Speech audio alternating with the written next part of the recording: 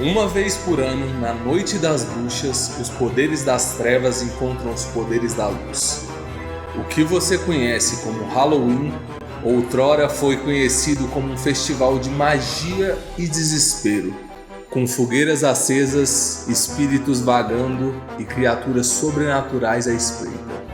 Prepare-se para mergulhar nas profundezas do desconhecido e descobrir os segredos de Samhain, o festival celta que deu origem ao Halloween. Uma noite onde os mortos caminham entre os vivos e os mistérios se revelam. O Festival de Samhain é uma das celebrações mais antigas do mundo celta, datando de milhares de anos. Ele marca o fim da colheita e o início do inverno, a estação mais sombria do ano. E ele ocorre na noite de 31 de outubro até o dia 1º de novembro. Eu acho que essa data te lembra alguma coisa. Para os celtas, esse período não era apenas uma mudança de estação, mas sim um momento que o véu entre o mundo dos vivos e dos mortos ficava mais tênue. Samhain era uma noite de poder, mistério e magia, onde as forças sobrenaturais circulavam livremente pela terra. Na antiga tradição celta, o ano era dividido em duas metades. A metade clara, que abrigava a primavera e o verão, e a metade escura, que ia do outono ao inverno. E o Samhain marca o ponto de transição para a metade escura. Ele era visto como o Ano Novo Celta, um momento de renovação e recomeço, mas também de incertezas. As colheitas estavam armazenadas, mas mesmo assim o inverno trazia consigo o medo da fome, doenças e da morte. Na mitologia celta, essa transição entre o verão e o inverno também era uma abertura para o outro mundo, o reino dos espíritos e das criaturas mágicas. E se você assistiu Sobrenatural, Samhain é um nome que deve ser familiar para você. Na série ele é um demônio que abriu o portal para trazer um monte de demônios pra Terra. E aí isso não é spoiler, porque a série já lançou há 40 anos. Quem nunca viu Sobrenatural? Pelo amor de Deus, né? E o folclore sobre essa noite ainda dizia que as almas dos falecidos retornavam para a Terra dos vivos. Mas não só espíritos humanos vagavam essa noite, mas também criaturas sobrenaturais como fadas, banshees e demônios. Para proteger suas aldeias na noite de Samhain, os druidas faziam rituais para trazer boa sorte e proteção. As fogueiras sagradas eram acesas no topo das colinas e os participantes do festival usavam essa chama para acender os fogos em suas casas, acreditando que isso protegeria eles dos maus espíritos. Essas fogueiras também eram usadas para sacrifícios, tanto de animais quanto de colheitas, em honra de deuses da fertilidade e da morte. Os celtas também usavam disfarces durante a noite de Samhain. Muitas vezes eles se vestiam como monstros ou espíritos para confundir essas entidades sobrenaturais que cruzavam o véu aquela noite. Nenhum monstro vai te assustar se você assustar ele primeiro. Essa prática é uma das raízes das fantasias de Halloween modernas. Além disso, alimentos eram deixados do lado de fora das casas como oferenda para os mortos e para as criaturas sobrenaturais, em uma tentativa de apaziguar o ânimo dos monstrengas.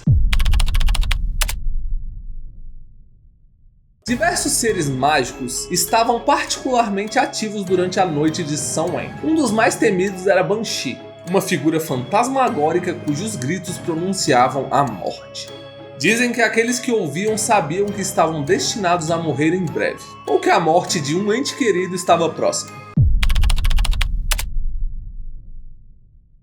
Os romanos começaram a dominar as terras celtas e com eles trouxeram seus próprios festivais. Dois em particular, um dia para honrar os mortos e o festival em homenagem à deusa Pomona, associada às árvores frutíferas e à colheita de maçãs, que começaram a se misturar com as tradições de Samhain. E mais tarde, no século IX, a Igreja Católica, numa tentativa de cristianizar práticas pagãs, instituiu o Dia de Todos os Santos, o Dia dos Finados aqui no Brasil, em 1º de novembro, que passou a ser conhecido como All Hallows Day. A noite anterior a essa data ficou conhecida como All Hallows Eve, que com o tempo evoluiu para Halloween. A intenção era que o festival cristão substituísse o antigo Samhain. No entanto, muitas tradições de Samhain sobreviveram e se misturaram ao feriado cristão, resultando no que conhecemos hoje como Halloween. A prática de esculpir abóboras, por exemplo, se originou do costume celta de esculpir rostos em nabos para afastar os espíritos malignos. Com o tempo, essa prática migrou para o uso de abóboras na América, tornando-se o popular Jack-o'-lantern.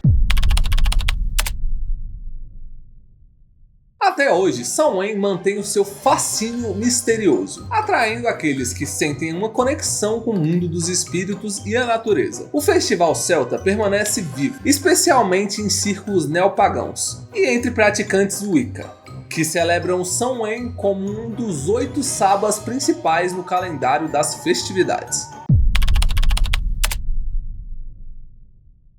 Durante a Idade Média na Europa, o Halloween começou a tomar formas mais próximas do que conhecemos hoje.